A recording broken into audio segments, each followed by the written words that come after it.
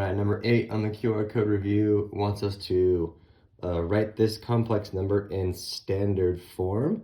So let me walk you through how you would get to the answer. I recognize right away that this will be the square root of -1 times 6, and then this will be the square root of -1 times 2. The reason that's important is because you have to pull out those square roots of -1.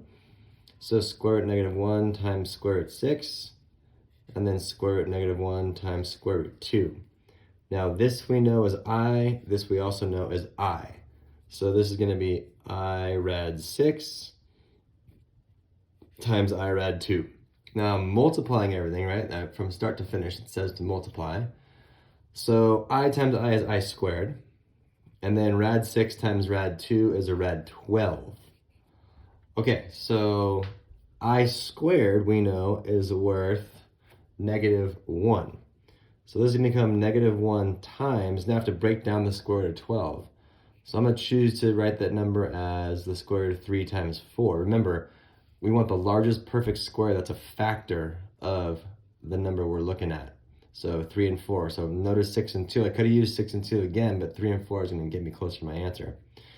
So that is -1 times the square root of 3 times the square root of 4. That we know right there. That number is 2.